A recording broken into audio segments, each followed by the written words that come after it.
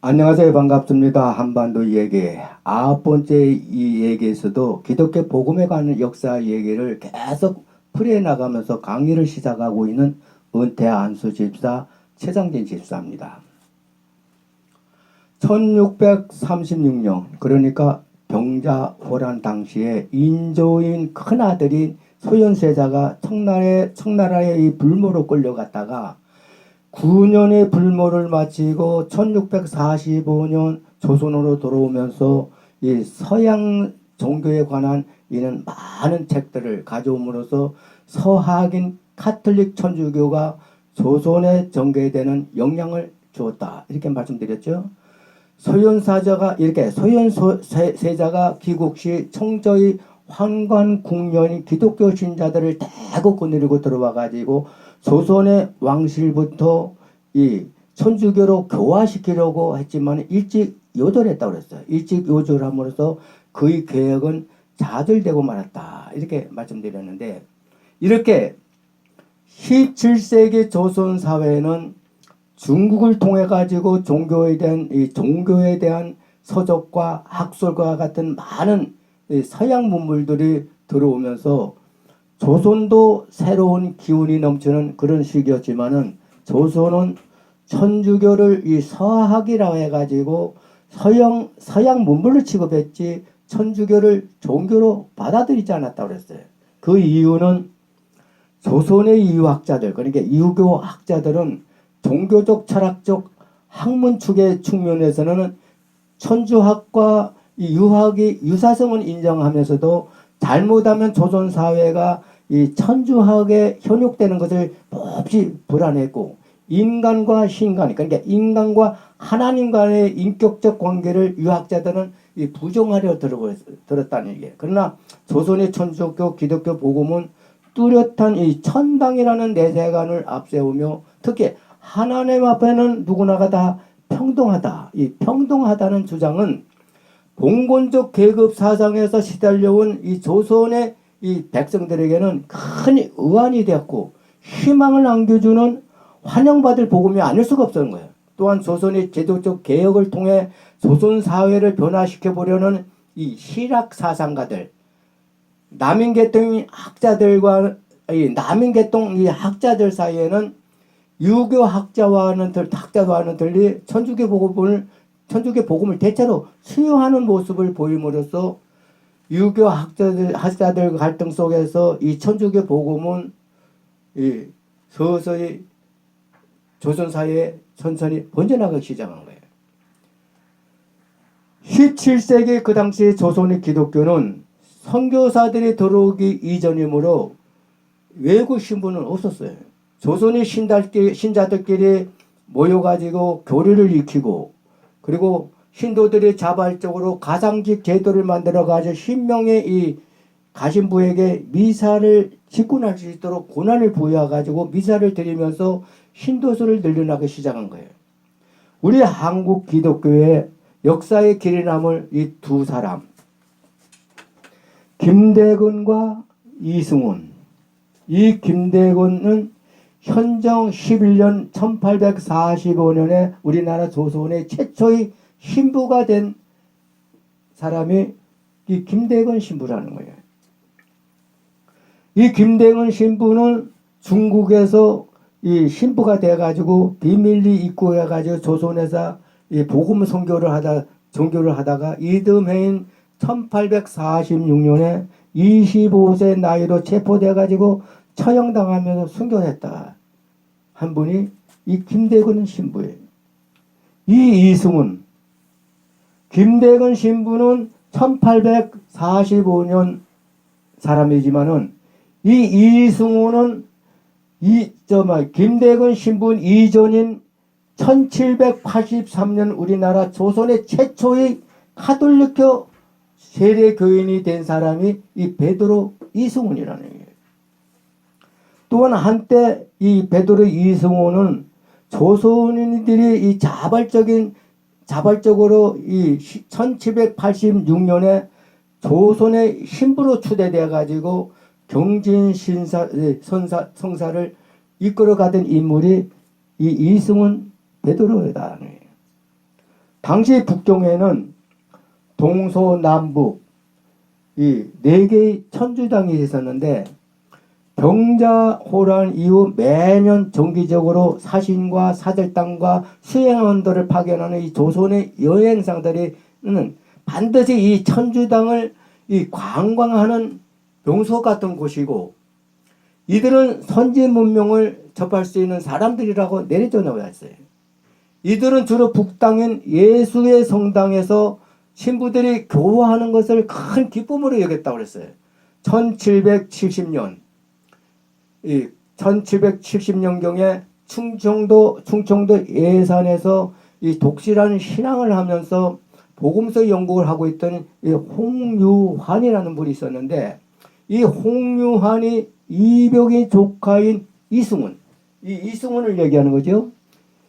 이승훈 아버지가 동지 여행사의 서장관으로 임명되자 이 홍유환이 이승훈에게 아버지 따라 북경에 가서 천주당에 방문하여 세례받을 것을 권하였는데, 이승훈은 서장관인 아버지 동의 아래서 북천주교당인 이 북당에 가가지고 입교해가지고 그라몽 신부에게 세례를 받아가지고 1783년 베드로라는 교명을 얻었어요. 그래서 이 베드로 이승훈이 우리나라 최초의 기독교 천주교 세례교인이 돼가지고 성소와 성물을 가지고 돌아와 이 이벽과 권철신, 권일신에게 영세를 베품으로써 이들이 조선 최초의 천주교회를 창설한 선구자 역할을 한 분들이 바로 베드로인 이승훈과 이벽과 권철신, 권일신이라는 얘기예요. 이렇게 우리 조선은 서양의 선교사가 입고해서 조선의 신자들이 발전한 것이 아니라 조선인들의 이 자발적으로 문헌 연구 바탕으로 자생적으로 천주교 신자들이 만들어지고, 이들이 적극적으로 복음을 통해 가지고 교세가 지하로 확정되기 시작한 것이 기독교 복음이라는 게. 소현세자가 9년간의 불모를 마치고 청조의 환관인 국녀인 기독교 신자들 대거 거들고 들어와 이 조선의 왕실부터 천주교로 교화시키려 했다가 일찍 요도를 했다고 그랬죠. 근데 무산됐다고 그랬어요. 그런데 훗날 조선의 왕실은 운영군 부인도 기독교 신자라고 했고 며느리까지 기독교 신자라고 그랬어요. 첫째는 기독교 신자라고 그랬다. 거기다가 대원군의 부인도 기독교인이고 고종의 유모조차도 기독교 부인이라고 그랬어요. 그러니까 소현세자는 그의 계획은 죽어서 그 열매가 맺어졌다 하는 얘기예요. 이렇게 조선의 기독교 복음은 천한 백성의 사유로 일어난 것이 아니라 왕실부터 그리고 양반축인 지식층들부터 영향이 미치게 되고, 신부상의 이 제약이 심했던 부녀자들이 대거 입교함으로써 그 계기가 되면서 조선사회에 번지기 시작한 거예요. 자, 여기서 흥성대원군은 그의 어린 둘째 아들 고종을 1863년에 임금에 앉히고는 국가의 안보를 지킨다는 이유로 이 명분 아래서 나라의 문과 문호를 완전히 걸어다닌 거죠. 그리고 세국 정책을 단행했죠. 그러면서 서양인들은 물론이고 기독교인들을 무참히 탄압시킨 분이 이 흥성대원이라고 알려져 내려오겠어요. 자, 흥성대원은 자기 부인도 그리고 이 고종의 유모조차도 교인이 있다 했으니까 대원군은 본래 기독교에 대한 반점은 없었다 하는데, 그런데 이 대원군이 러시아가 조선으로 남짓하는 세력들을 물리치고자 영국과 이 프랑스 이 세력들을 이용해 보려고 조선의 그 당시 철종의 시대의 각종 민난으로 인해 가지고 기독교가 뚜렷해지면서 조선의 신자를 1만 2천 명을 넘는 신자를 확보하게 일어난 이 프랑스의 이 베드로와 페롱 신부에게 대원군이 이 접촉을 시도했으나 별로 호의적인 반응을 얻지 못했대요. 이게 자존심이 심한 이 크게 상한 이 대원군이 그 당시 천주교 수장들인 남동상과 김장훈, 이런 사람들을 하고 구인이 프랑스 신부들 체포해가지고 처형시켜 버렸어요. 그 당시 조선의 기독교 신자들이 영국의 토마스 선교사를 비롯해서 8,000명이나 기독교 신자들이 순교당했다고 그랬죠. 처형당하면서 순교당했다고 그랬어요. 이 얘기는 19세기인 1865년의 얘기, 이 대웅군의 시대의 얘기고, 당시 18세기인 1783년경에 조선의 천주교를 창설한 선구자 역할을 했던 이승훈과 이벽과 권철신, 이 권일신 등이 지하 조직을 창설해 가지고 나가던 이 교회가 얼마 안 돼 가지고 1785년에 형조 관리에게 체포되어 가지고 당시 조선의 이 정부는 체포된 기독교인들이 대부분이 양봉 개축이기 때문에 풀어줘 버리고 중인 출신인 김보무만을 이게 체포해 가지고 악형을 받아 객사시켰다고 그랬어요. 예, 본보기로 한 사람만 객사시킨 거죠. 그리고 대부분 석방돼 가지고 이기를 모면했는데, 이 풀려난 이들이 1786년, 그러니까 1785년에 잡혀가지고 체포되어 갔다가 풀려나가지고 한 해인 1786년 봄에 다시 교회 재건 운동을 벌이면서 북경교회를 모방해가지고 조선인들이 모여가지고 자발적으로 권일신을 주교로 해가지고 이승훈과 최창현, 이장년을 신부로가 돼가지고 경진선사를 이끌어갔지만은 그 당시 엄격한 상명하복 체계와 보수적 성격이 강한 이 천주교 조직상 있을 수 없는 행동으로 간주돼가지고 반대 부대쳐버린 거야. 그래가지고 중지하고 말한 거야.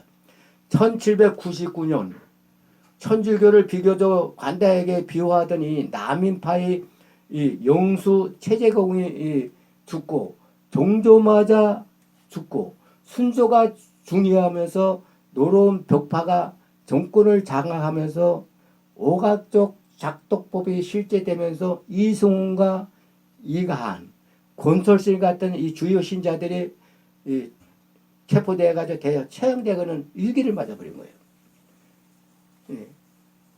이렇게 또한 1845년 현종 11년에 김대곤 신부가 조선의 최초의 신부가 되어 입구해가지고 정교하다가 처형당하는, 순교당하는 이런 천주교 박해가 갈수록 심해지기 시작한 거예요. 예로부터 우리 민족은 불교와 유교의 몸이 밴 민족이라 할 수 있는 거예요. 그래서 조선의 유학자들과 유생원들은 잘못하면은 조선 사회가 천주교에 현역되는 것을 몹시 불안해왔고, 인간과 신간의 인격적 관계를 무조건 부정하려 들면서 이 기독교를 탄압하기 시작한 거죠. 이것은 태조 이성계가 자기가 살아가던 고려의 공양왕을 멸망시키고는 1392년에 유교적 인본주의 바탕으로 한 근세사회를 이뤄낸 것이 조선이라고 했어요. 이 조선은 500년 동안 내려오면서 유생원을 배출한 나라가 이 조선이에요. 여기서 유교라는 것은 공자에 의해서 창시된 유가에서 비롯한 유학을 말하는 것이죠. 예? 기원전 BC 551년부터 479년 태어난 이 공자가 사서삼경 경전을 위주로 해가지고 옳다고 주장한 공자의 가르침이 유교예요. 공자는 춘추시대인 사상가로 알려져 내려온 분이죠. 유학인 유교는 한부제 때 정치 이념이 된 이래 2000년 동안 중국을 지배해온 게 유교예요. 지금은 우리 사회까지 큰 영향을 미치고 있는 것이 이 유교 사상이며, 삼국시대에 이 유학이 들어와 가지고 일본에 전파하면서 전파도 하기도 했고 고려와 조선을 거쳐 우리 일상생활에 예절이나 사고에 관한 영향을 주고 있는 것이 유교 사상이라는 게. 자, 오늘은 여기까지입니다. 오늘도 구독과 좋아요 눌러주시고 10번째 얘기에서도 못다한 유교에 관한 얘기와 기독교 복음의 역사 얘기를 계속 이어가면서 강의를 시작할 겁니다. 많이 경청해 주시고 많은 분들에게 널리 전해 주시면 정말로 고맙겠습니다. 안녕히 계십시오.